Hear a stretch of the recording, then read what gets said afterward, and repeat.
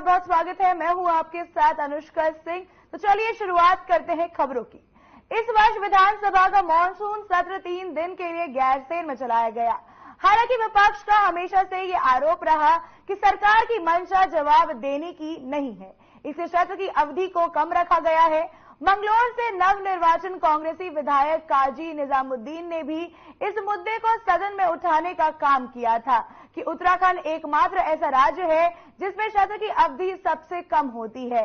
इस बात पर विधानसभा अध्यक्ष रितु खंडूरी ने अपनी प्रतिक्रिया देते हुए कहा कि सत्र की अवधि सरकार तय करती है, वही जनता व्यापार आता है उनकी ही अवधि रखी जाती है। साथ ही सत्र को जनता के लिए गए टैक्स के पैसे से चलाया जाता है, इसलिए ये जरूरी नहीं है कि सत्र को बेमतलब चलाया जाए। ऐसा है कि हमें ये ध्यान रखना होगा कि हमें पूरे उत्तराखंड ही नहीं भारत की जनता देखती है। देवभूमि के हम लोग हैं, हमारा आचरण कैसा रहे, हमारा आचरण किस तरह का हो, हमारा व्यवहार क्या हो। आखिर अगर बच्चे हमें देखते हैं तो हम उनके लिए एक तरह से मेंटोर्स हैं। वो देख रहे हैं किस तरह से सदन चलता है, कैसे सदन चलना चाहिए और यही व्यवहार रहना चाहिए।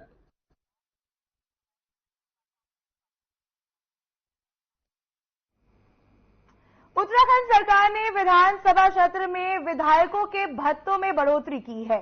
साथ ही वर्तमान और पूर्व विधायकों, मंत्रियों के परिजनों को भी विदेश तक सरकारी धन से इलाज की व्यवस्था गोल्डन कार्ड के अनुरूप ही उपलब्ध करेगी। इसके अलावा गाड़ियों में 30,000 तक का डीजल पेट्रोल खर्च करने की भी संस्तुति के साथ साथ कई और सुविधाएं भी देने का प्रावधान किया गया है। ऐसे में बीजेपी प्रदेश प्रवक्ता ने ही सरकार के इस फैसले पर तर्क दिया है। जिस तरह अपनी सुविधाओं के लिए पक्ष और विपक्ष के विधायक एकजुट दिखाई दिए, काश ऐसी एकजुटता प्रदेश की आवाम के हितों में ली गई दिखाई होती। राजनीतिक व्यक्तित्व के लोगों को निजी हित से पहले समाज हित को देखने की जरूरत है।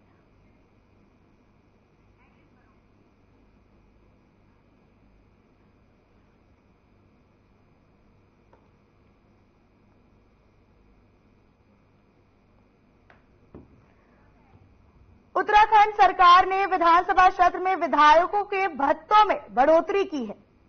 साथ ही वर्तमान और पूर्व विधायकों, मंत्रियों के परिजनों को भी विदेश तक सरकारी धन से इलाज की व्यवस्था गोल्डन कार्ड के अनुरूप ही उपलब्ध करेगी। इसके अलावा गाड़ियों में 30,000 तक का डीजल पेट्रोल खर्च करने की भी संस्तुति के साथ साथ कई और सुविधाएं भी देने का प्रावधान किया गया है, जिसका विरोध विपक्ष बीजेपी प्रदेश प्रवक्ता ने ही सरकार के इस फैसले पर तर्क दिया है और कहा है कि जितना विधायक एकजुट दिखाई दिए अपनी सुविधाओं को लेकर, काश एकजुटता ऐसी दिखाई होती प्रदेश को लेकर।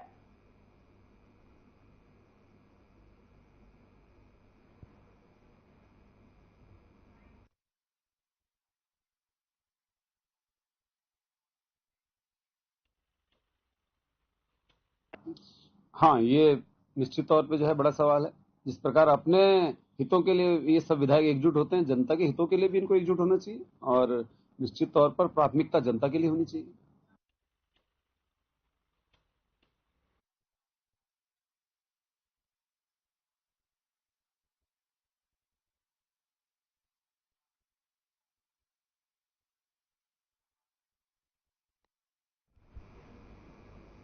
बीजेपी प्रदेश प्रवक्ता नवीन ठाकुर ने कांग्रेस की ओर से देहरादून में की गई ईडी कार्यालय के घेराव मामले में प्रतिक्रिया दी है।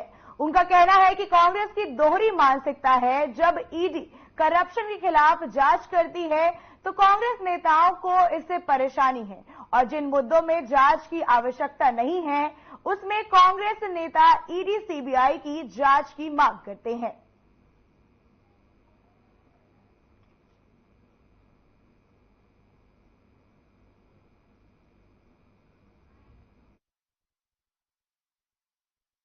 देखिए, कांग्रेस की दोहरी मानसिकता है। जब इनके खिलाफ, इनके भ्रष्टाचार के खिलाफ ईडी जांच करती है तो इनको दिक्कत होती है और वैसे इनको सीबीआई जांच चाहिए। जिन मुद्दों पे जांच की जरूरत नहीं है ये सीबीआई और ईडी की जांच करते हैं। तो कांग्रेस का दोगलापन है और जनता सब जानती है, और अब जनता इनके बहकावे में नहीं आएगी। बिल्कुल आप 2014 के रिजल्ट में देख चुके हैं, उत्तराखंड में कांग्रेस का कोई अस्तित्व नहीं बचा है, चाहे 14 हो, चाहे 19 हो, चाहे 24 हो। 5-0 के स्कोर पे जो है कांग्रेस 0 पे रही है और हमेशा 0 पे ही रही है।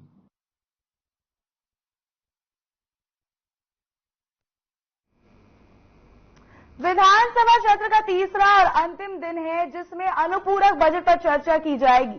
तो वहां विपक्ष ने कई मुद्दों को लेकर सरकार को घेरने का काम करेगा।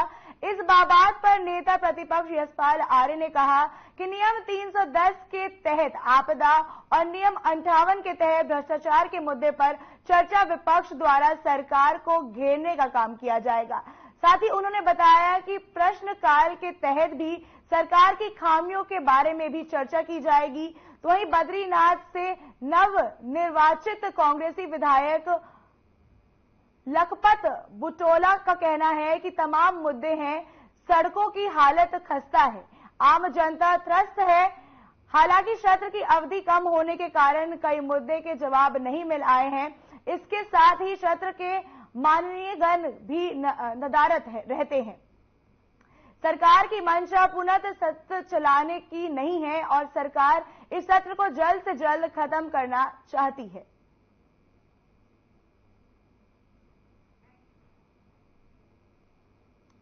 सत्र अवधि पर मंत्री ने कहा कई मुद्दे पर विपक्ष ने सरकार को घेरा है।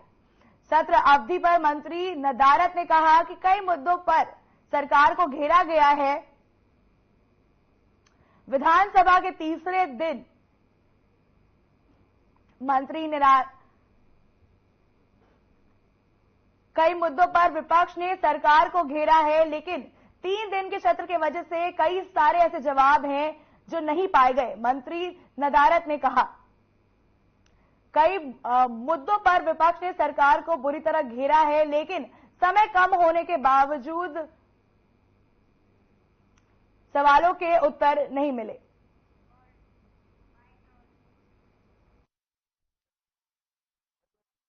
देखिए, मुद्दे तो बहुत सारे थे उत्तराखंड के। आप यहाँ पे आए, चमोली जनपद के अंदर आप लोग आए, आप देखोगे लगभग 350 सड़कें बंद पड़ी हैं। आप यहाँ से रहने के लिए कलियासोर जा रहे हैं, तमाम कर्णप्रयाग से आगे जा रहे हैं। आने में जिस तरह की विषम परिस्थितियां वो आप देख ही रहे हैं। और यहाँ पे जो आपदा का मुद्दा था, जो भ्रष्टाचार का मुद्दा है, महंगाई का मुद्दा है, बेरोजगारी का मुद्दा है, उसके अलावा चारधाम यात्रा जो चल रहा है उसको लेके प्रश्न उठाते। लेकिन मुझे लगता है कि संसद और संसदीय प्रणाली में जो चीजें जनता की बात आनी चाहिए कि जो हमारी समयावधि कम की जा रही है और जो विधानसभा सत्र कम समय के लिए चलाया जा रहा है वो दुर्भाग्यपूर्ण है। देखिए, आज हम नियम 310 के अंतर्गत आपदा एक बहुत बड़ा विषय है। पूरा प्रदेश प्रभावित है, चाहे पर्वतीय जनपद हो, चाहे तराई हो, चाहे भाबर हो। इस मुद्दे को लेकर हम नियम 330 के अंतर्गत सवाल रखेंगे। और एक भ्रष्टाचार भी एक बहुत बड़ा मुद्दा है, उसको हम नियम 58 के अंतर्गत उठाने का प्रयास करेंगे। और निश्चित रूप से आज सत्र का अंतिम दिन है।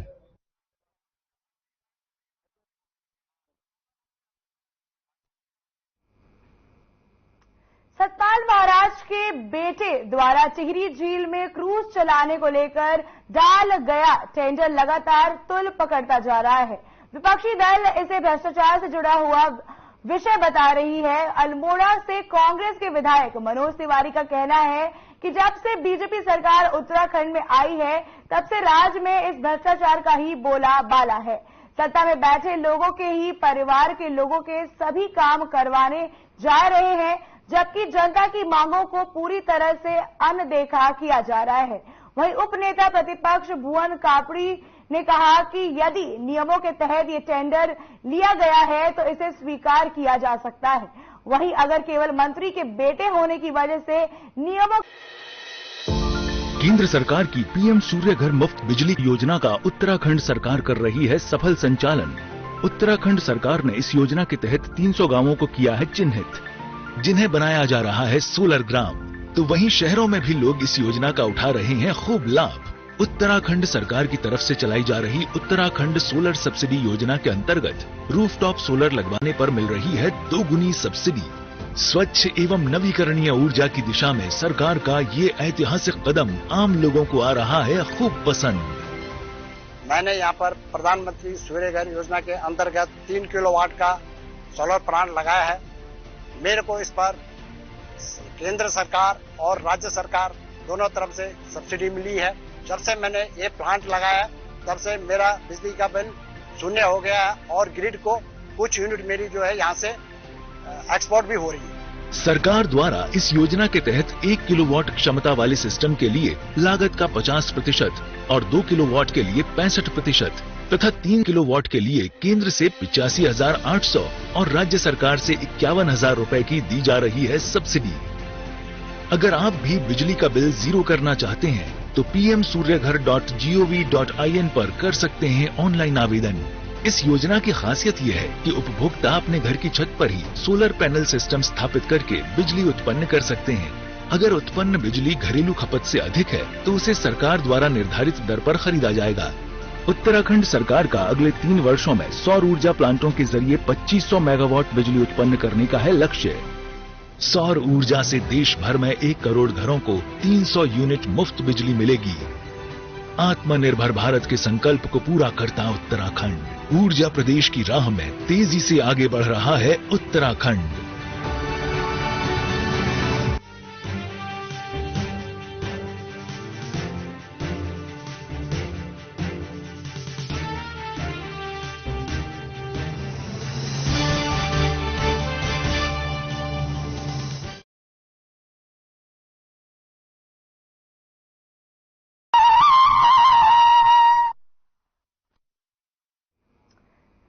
ब्रेक के बाद एक बार फिर से आप सभी का बहुत बहुत स्वागत है। खबरों में आगे बढ़ते हैं। खबर चमोली से है, जहां बद्रीनाथ राष्ट्रीय राजमार्ग कई जगहों पर अवरुद्ध हो गए हैं। बद्रीनाथ राष्ट्रीय राजमार्ग मेन मार्केट नंदप्रयाग से 200 मीटर कर्णप्रयाग की ओर सोनला के समीप मलबा आने के कारण अवरुद्ध हो गया है।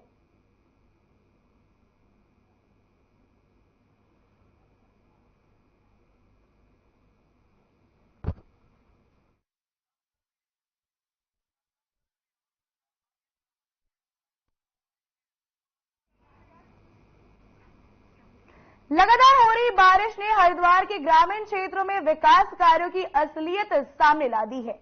बारिश के कारण बहादुराबाद ब्लॉक के गढ़ मीरपुर जाने वाले मुख्य मार्ग की हालत अत्यंत खराब हो गई है, जिससे लोगों को भारी परेशानियों का सामना करना पड़ रहा है। ये मार्ग जगह जगह से टूट चुका है, जिससे आसपास के 5 गांवों के निवासियों को आवाजाही में दिक्कतों का सामना करना पड़ रहा है। ग्रामीणों ने मार्ग की मरम्मत की मांग की है, लेकिन अभी तक कोई ठोस कदम नहीं उठाया गया है। वहीं ग्रामीणों का कहना है कि सड़कों की बदतर हालत ने प्रशासन के विकास कार्यों की पोल खोल दी है। बारिश के चलते स्थिति और भी गंभीर हो सकती है, जिससे लोगों की मुश्किलें बढ़ सकती है।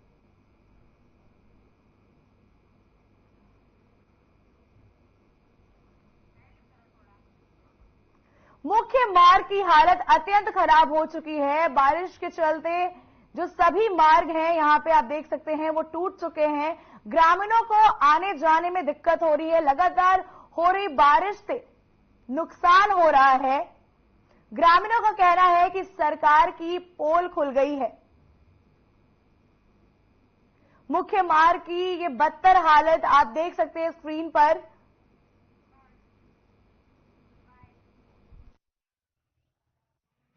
देखो, मैं औरतों के लिए जो नाली यहाँ है इनके लिए मैं देखो बोलना चाह रही कि यहाँ पे सड़कें बिछाई गई हैं, ईंटें लगवाई गई हैं, इनके लिए बोलना चाह रही कि ये कुछ ही दिनों में ये भी टूट कर खत्म हो जाएंगे। और जो नालियाँ जो गंदगी है हमारी वो जो की तुरू की पड़ी, हर जगह जगह पे पानी भर रहा, हम आने जाने में हमें भी दिक्कत पड़ती है। देखो हमारे छोटे छोटे बच्चे हैं, हम भी आते हैं इधर उधर से। और देखिए हम तो ये चाहते हैं कि सही ढंग से बनाए, नहीं तो ये देखो गंदगी जो की तो रुक रही, तो फायदा क्या हो रहा। अभी देख रहे होंगे बरसात का समय है और यहाँ काफी समय से जो सड़कें हमारी सारी टूटी हुई है। पानी का जो निकास है वो पूरी तरीके से नहीं हो पा रहा है। अभी गांव के अंदर जगह जगह जल विद्युत जो डिपार्टमेंट है उन्होंने सड़क की फड़वाई थी पाइप लगाने के लिए, लेकिन वो भी काम पूरा नहीं हो पाया, जिसकी वजह से आम जनता को बहुत परेशानी हो रही है और जगह जगह खड्डे हो रहे हैं, वो भर नहीं पा रहे हैं। आने जाने वाले को बहुत दिक्कतें हैं। कई घटनाएं हुई है हमारे गांव के अंदर इस तरह की, जिसमें लोगों की जान भी गई है, हाथ पैर भी टूटे हैं। रुद्रप्रयाग जनपद के पास फाटा के पास भारी बारिश के कारण आए भूस्खलन में 4 नेपाली नागरिक मलबे में दब गए। दरअसल जिला नियंत्रण कक्ष रुद्रप्रयाग से सूचना मिलने पर एसडीआरएफ की टीम निरीक्षण कर्ण सिंह के नेतृत्व में तुरंत घटनास्थल के लिए रवाना हुई। घटनास्थल पर पहुंचने पर टीम ने पाया कि भारी बारिश के कारण वहां जेसीबी मशीन का पहुंच पाना संभव नहीं था। एसडीआरएफ के जवानों ने स्वयं खुदाई कर रेस्क्यू अभियान शुरू किया। एसडीआरएफ उत्तराखंड पुलिस की टीम ने 4 शवों को मलबे से बाहर निकाला और उन्हें जनपद पुलिस के हवाले किया।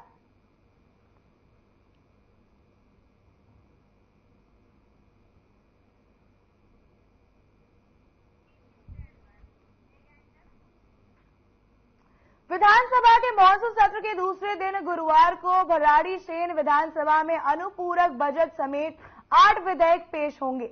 इनमें 3 अध्यादेश भी शामिल हैं, जिन्हें बुधवार को सदन के पटल पर रखा गया था। अनुपूरक बजट लगभग 5,000 करोड़ का संभावित है। संसदीय कार्य मंत्री प्रेमचंद अग्रवाल ने बताया कि वित्तीय साल 2024-25 की प्रथम अनुपूरक मांगों का प्रस्तुतिकरण शाम 4 बजे होगा।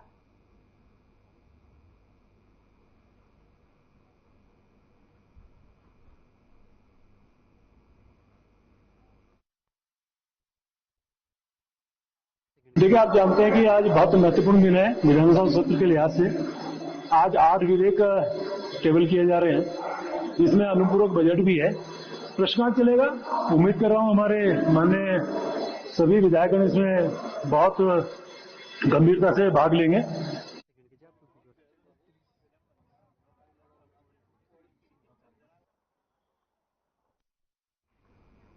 गैरसैंण सत्र का दूसरा दिन हंगामेदार तरीके से शुरू हुआ। सत्र शुरू होने से पहले ही मुख्य विपक्षी दल कांग्रेस विधानसभा भवन के बाहर सरकार के खिलाफ नारेबाजी करते नजर आए। कानून व्यवस्था, भ्रष्टाचार, बढ़ती महंगाई के खिलाफ कांग्रेस का ये प्रदर्शन भवन के बाहर देखने को मिला। हिंडनबर्ग की रिपोर्ट का हवाला देकर कांग्रेस में अडानी समूह को सरकार द्वारा बेबुनियाद तरीके से दिए गए कर्ज पर सवाल उठाने का काम किया। साथ ही कांग्रेस की मांग है कि इस पूरे मामले की रिपोर्ट जेपीसी यानी ज्वाइंट पार्लियामेंट्री कमेटी को सौंपी जानी चाहिए। साथ ही विपक्षी दल का कहना है कि आज के सत्र में प्रदेश के तमाम मुद्दे को उठाकर सरकार को घेरने का काम किया जाएगा। विपक्षी दल का दूसरा दिन सरकार के खिलाफ कांग्रेस ने की नारेबाजी। महंगाई, भ्रष्टाचार के ऊपर कांग्रेस का फूटा गुस्सा, विपक्षी दल ने की नारेबाजी। मॉनसून सत्र के दूसरे दिन ये नारेबाजी बाहर की जा रही है। आप देख सकते हैं मॉनसून सत्र का जो दूसरा दिन था वो काफी ज्यादा हंगामेदार रहा। विपक्षी दल का फूटा सरकार पर गुस्सा। आप देख सकते हैं बैनर लेके किस तरीके से बैठे हुए हैं यहां पे कांग्रेसी।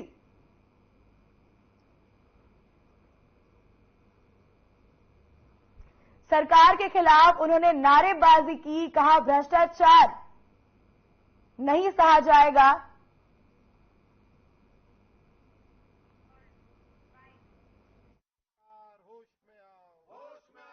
विदेशों में, देश में अलग अलग जगह आप देखें तो अलग अलग व्यवस्थाएं हैं और ये तो मानने की बात है कि 24/7 का जॉब है और 24/7 के जॉब में अगर कोई ऐसी सुविधाएं जो मूलभूत हों वो तो बनती हैं, जो मूलभूत से बाहर है वो गलत है। देखिए, सदन के अंदर सबसे जो बड़ा मुद्दा है कानून व्यवस्था। जिस खाकी वर्दी पर एक आम आदमी का भरोसा होता है कि कोई अगर मुझसे कुछ गलत करेगा तो ये उसका संरक्षण करेंगे, उस आदमी को न्याय दिलाएंगे, उसी खाकी वर्दी की स्थिति यह है कि प्रदेश में हमारे कानून व्यवस्था ध्वस्त है। उस पर हम बातचीत कर रहे हैं। जमीनों की खुर्द-पुर्द, सरकार बात करती है कि हम राजस्व बढ़ा रहे हैं, कर रहे हैं। जो जमीन जो बेसकीमती जमीन जो सरकारी थी उसे कौड़ियों के दाम अपने चहीतों को देने का काम सरकार ने किया है। हम उससे बात कर रहे हैं। रोजगार और रोजगार व्यवस्था, हर तरीके से उत्तराखंड के रोजगार को खत्म करने का काम ये सरकार कर रही है, हम उस पर बात कर रहे हैं। स्वास्थ्य की बदहाल व्यवस्था पर हम बात कर रहे हैं। इन सब मुद्दों पर आज हम विधानसभा के अंदर बात करेंगे। सदन में हम प्रमुख मुद्दों को उठाएंगे। ध्वस्त होती हुई कानून व्यवस्था है, भ्रष्टाचार है, शिक्षा है, स्वास्थ्य सेवाओं की बदहाल स्वास्थ्य सेवाएं हैं, उन मुद्दों को तो हम उठाएंगे ही। लेकिन आज देश के हालात क्या है? केंद्र सरकार, मोदी सरकार लगातार विपक्ष के नेताओं पर अनर्गल आरोप लगाकर, मिथ्या आरोप लगाकर सीबीआई, आईटी और अन्य संस्थाओं का दुरुपयोग कर रही है, इस्तेमाल कर रही है। हम उसका विरोध करते हैं, क्योंकि लगातार देखने में आया है कि सीबीआई ने और आईटी ने और हमारी जो भी संस्थाएं हैं, उन्होंने इशारे पर, केंद्र सरकार के इशारे पर कई एफआईआर दर्ज की हैं, मुकदमे किए हैं, जेल डालने का काम किया है। विपक्ष हमेशा तैयार रहता है और लोकतंत्र में विपक्ष ही जनता की आवाज होता है। हम तो अवधि बढ़ाने की मांग करते हैं कि अवधि बढ़नी चाहिए, लेकिन हमारी तैयारी पूरी है। हम हर वो मुद्दा जो जनहित से जुड़ा हुआ है उसको रखेंगे। आज आप देख रहे हैं कि भ्रष्टाचार चरम पर है, कानून व्यवस्था पूरी तरीके से ध्वस्त हो चुकी है। महिला सुरक्षा के मामले में हम पिछड़ते जा रहे हैं। छोटी छोटी बच्चियों तक को हमारे राज्य में आज अपने आप को सुरक्षित नहीं महसूस कर रही, उनको मौत के घाट उतार दिया गया है।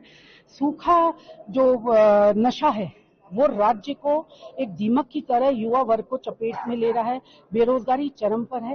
तो ऐसे तमाम मुद्दे, किसानों से जुड़े हुए मुद्दे हैं, हम हर वर्ग के मुद्दे को सदन के पटल पर रखने का काम।